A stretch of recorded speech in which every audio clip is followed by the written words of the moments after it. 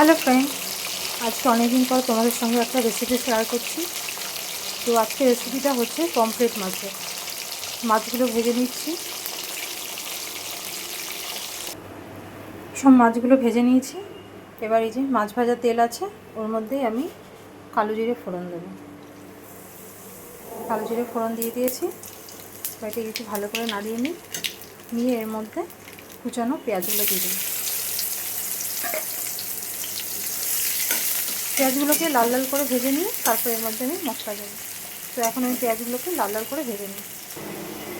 পেঁয়াজটা লাল লাল ভাজা হয়ে গেছে, এবার মশলা দিয়ে দেবো। মশলাটা মিক্সিতে করে নিয়েছি। এর মধ্যে টমাটার, আদা, রসুন, শুকনো লঙ্কা আর জিরে দিয়ে ভালো করে পেস্ট করে নিয়েছি।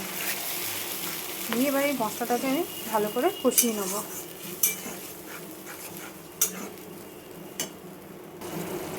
এর মধ্যে জিরে বেটে দিয়েছি বলে জিরা পাউডার দিয়ে নিই, আর এর মধ্যে দিয়েছি লবণ, হলুদ আর ধনিয়া পাউডার দিয়ে এবার আমি এই মশলাটাকে ভালো করে কষিয়ে নেব।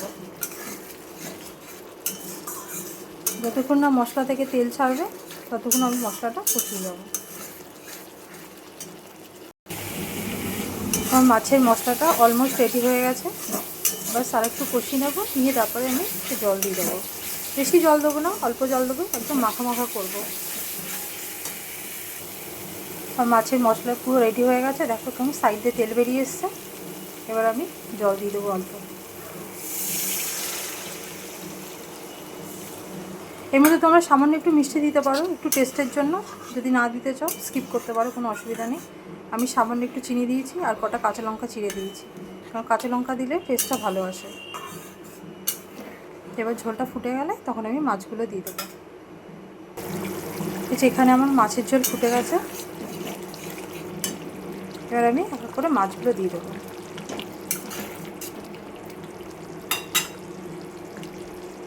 এই মাছগুলো আস্তে আস্তে করে দিতে হবে, কারণ পমফ্রেট মাছ, ভেটকি মাছ, পাবদা মাছ খুবই নরম হয়। এগুলোকে আস্তে আস্তে দিতে হবে, নাহলে মাছগুলো ভেঙে যাবে। তো আমার সব মাছ দেওয়া হয়ে গেছে। এগুলোকে বেশ হালকা করে এরকমভাবে নাড়িয়ে নেব।